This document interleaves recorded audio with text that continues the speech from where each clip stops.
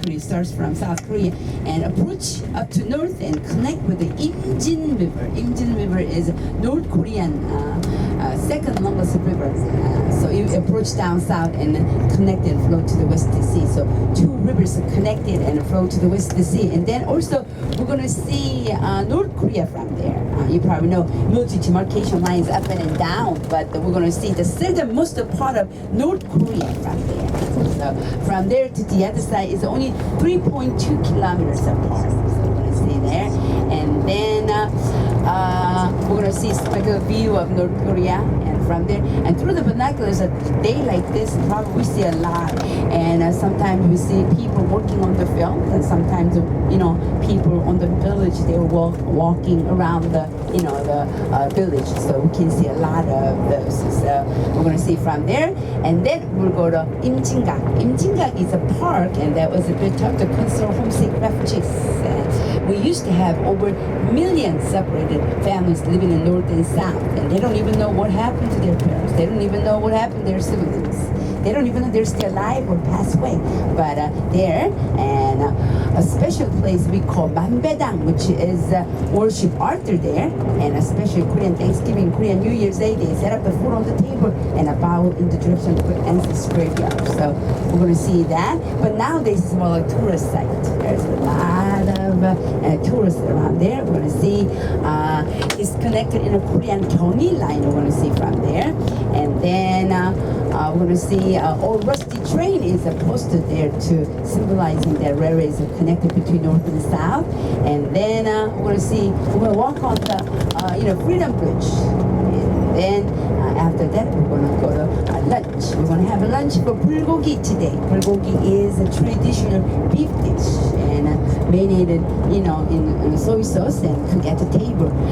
If you cannot have a beef, you have to let me know now so I can put in order. So anybody cannot have? Okay, I go through it. Okay.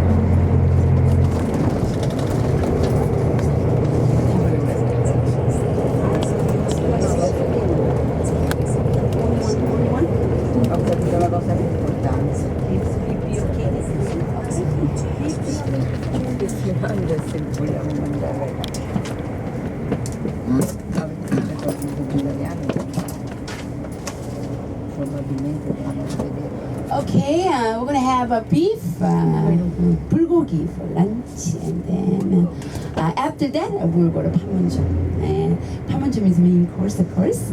And on the way to the Panmunjom, we're gonna stop in Unification Bridge, which is the first checkpoint in civilian limited area. So when we get there, soldier come out and check your passport. Since the civilian limited area, foreigners without a passport, South Korean without a picture ID cannot go through there. So he's gonna come and check your passport, but all depends on the soldiers. Some of them look thoroughly, some of them just glance at, some of them don't even come up to the bus, but that is a first checkpoint, okay? And then we will go to Camp Volafis, which is a United Nations Security for Joint Security Area. So when we get there, different story. And United Nations Security Escort come out and check you guys out. You guys are aware of dress code today? Jeans okay, but with a big hole in it, and a military looks, and miniskirt shorts, and sleeveless tops, and exercise clothing, those things not allowed. Military looks, if we do wear clothing like that, and you weren't afraid that, you know, we might be targeted, but that's why we're not allowed to wear it. And then other things, if we do wear clothing like that, and North Korean take a photo of us, use it as a propaganda saying that Democratic people don't have money to buy decent clothes. And if that happens, South Korea will be very upset. That's why they are checking everything. And then also open toes not allowed, shoes. Since we're going inside DMZ and trying to cross the borderline, so you weren't afraid that if something happens, like emergency things occur, that they think that we cannot simply deal with the situation, and that's why we're not allowed to wear those kind of shoes. But think about it: when you have to run for your life, do you think shoes will be on your way? Not a chance. But strict regulation we have to follow by UN. And so it's going to check all of us and then escort us inside of Camp Boniface. So we're going to receive 15 to 20 minutes live briefing, and which is a little bit of history and all the incidents happened over the years at the DMZ and JSA, and actually make you understand better about that area. And then after that, we're going to be transferred to the military vehicle because of security reason. Driver will be the soldier, and a United Nations security escort will escort us inside of DMZ and JSA. But you have to remember your seat number. We're going to be seated as it is, and also you cannot take any of your bag. You have to leave everything in the bus. Everything in the bus. Okay, so whatever you want to take with you, put in your pocket. But only thing allowed is cameras allowed in your hand. Okay, but don't worry about it. When we get there, I will inform you guys again. Okay, so we're going to do that, and then we're going to go inside of DMZ and JSA. It's going to be about an hour tour, and we're going to cross 2 kilometers of certain boundary of DMZ, and then go inside of JSA and trying to cross the borderline. But JSA is about 800 meters around that area. And anybody aware of X murder incident? 1976. 1976 and August 18th, there's an X-murder incident occurred. But think about it, and there's 800 meters around their area, but joint security area. So both guard forces in there, and then think about it. I mean, they were young, hot-blooded guys, but they were always fighting, kicking, and cussing, all that. But that big incident that August 18th, that was happening. So we're going to show you in a slide briefing. And checkpoint 3, checkpoint 4, right in the middle of there's a big poplar tree was there. So from checkpoint 3, checkpoint 4, they cannot see very well. So UN decided to trim the tree on that day, and work was began. And then KPA. KPA means Korean People's Army. Probably you're going to hear me saying KPA all day long. That's North Korea. And about 30 of them, 28 of them actually, came to the site and watched about 15 minutes of work, and all of a sudden they took extra from the worker, attacked 2 American officials. One was JSA Company Commander Captain Arthur Boniface, along with the Lieutenant Mark Burnett, were brutally murdered by KPA soldiers. And now we have about 28 to 30,000 U.S. soldiers stationed throughout the South Korea. But back then, we had a lot more U.S. soldiers, stationed throughout South Korea, and they were very angry. U.S. was very angry. And then 3 days after that, and they formed the Operation Popanya, which was the largest, the most extensive tree trimming history. All South Korean forces, including U.S. forces, they were full combat alert. They were ready to go. And then around the Asia, Okinawa, Philippines, and Thailand, all U.S. bases are ready to move into South Korea. And then East Coast, we had USS Miller Airway was on the Korean Peninsula. And then all the military personnel were inside of JSA, and they cut down the tree and dismantled all the KPA checkpoint in the certain sector of JSA. But North Korean didn't even move.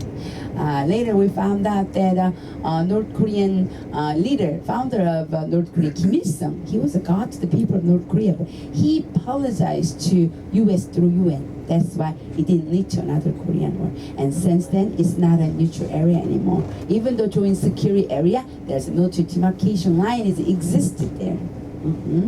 Okay, but I'm sure you've seen on TV that blue buildings at the JSA, and we want to go inside one of the blue buildings we call military administrative commission building. That is the only place, neutral area. So when we get there, and we're going to go, trying to cross the borderline. But I cannot promise that we're going to go there you're going to, cross the borderline for sure, because when North Koreans in there, and we're not allowed to go inside there, and when we are there, they cannot come inside there. We can never be in the same place. And also, we don't have any communication over that building. So whoever goes there first will take the place. First come, first service. But I'm sure I can probably go inside there because since the last November, North Korea, remember that Ebola virus around the world, and they say U.S. Created Ebola to destroy North Korea. So since then, we didn't see anybody. They shut down the tourism, but I haven't seen anybody since then. So every day of our tour, we went inside. So, probably we could go inside there today, trying to cross the borderline from there. And then after that, and we're going to be on a military vehicle. We'll be traveling around the JSA by bus. It's going to be about an hour tour. An hour. And we're going to go site of X-Motor Instant, and then Bridge of No Return, and then we'll go back to Camp Fest and go shopping. You probably know that all the North Korean products you cannot get anywhere in Seoul, only in the DMZ area. So we're going to check it out, and then we're going to be on our bus and heading back to Seoul. We should be back here around 5:30 to 6 o'clock, somewhere around there. That's what we're going to do today. Sounds okay? Okay. All right, and DMZ, you guys. Are you familiar with DMZ? DMZ, it runs east coast to west coast, 241 kilometers. And, before World War II was over, and Korea was one nation, but Korean didn't want to divide a nation, but it didn't work out. So about 3 years later, and then formed the South and North, they were divided. And along the 38 parallel down south was U.S. occupied South Korea, and North Korea was Soviet occupied North Korea. But South Korea was so busy with rebuilding our country, but North Korea was a different story. I guess the founder of North Korea was a very ambitious man, and he wanted to have one nation. So he prepared for the war, and then finally June 25th, 1950, and we're prepared. North Korea had a surprise attack on South with 251 tanks, but down South, not even one tank. So in 4 days they captured Seoul. Less than 3 months, they were way down Nakdong River, and only left 10% of South Korea, and Jeju Island and Busan was left. And then 16 nations came to help out during the Korean War. As UN, they arrived at Incheon. Incheon is nearby the West Sea. So from there, and UN forces push up all the way to the Yellow River, nearby borderline of China and North Korea. And then Communist North Korea was ready to collapse, but Chinese troops poured into North Korea to help out, and a whole new war began. And then from there, they pushed down and along the 38 parallel and back and forth. And finally, July 27, 1953, and Armistice Agreement was signed. When they signed Armistice Agreement, first thing they agreed to do was to move 2 kilometers from the battlefront, which is now military demarcation line. So creating a buffer zone of 4 kilometers wide and 2 kilometers southern boundary of DMZ and 2 kilometers northern boundary of DMZ. So today we're going to cross that 2 kilometers southern boundary of DMZ and try to cross the borderline. Okay. And along the DMZ area, we do have over 1 million troops, along the DMZ, waiting for the possible attack. And South Koreans, you probably know in Korea, South Korean guys or mandatory. They have to serve 21 months. When they turn 18 to in 30-year-old, in between, they have to serve 21 months. But those guys are stationed there, they can come home and off and on. But North Koreans are stationed there for 10 years. They're not even allowed to go home once to their home. Only time they can go home is when they do something good and they get the prize to go home. But you all know, in the military service, how many people can do good things to get a prize to go home? So, sad part is there are only 17 and 18 young guys away from their homes. Okay, you guys, getting bored, huh? Are you guys ready to speak up? No? We're gonna have a North Korean defector here, and you can ask her questions. Okay, Yuria. Okay, her name is Jo Yuri. She she's from North Korea, and she went to China. She gave a border sold money, and then went to China, and then from China she found a smuggler and went to Laos, Cambodia, Thailand, came to South Korea with her little daughter. And on the way here, her daughter was only 4 years old, and it took her about 7 months to get here. And she gave sleeping pill to her daughter so they won't be cut. So she's been here about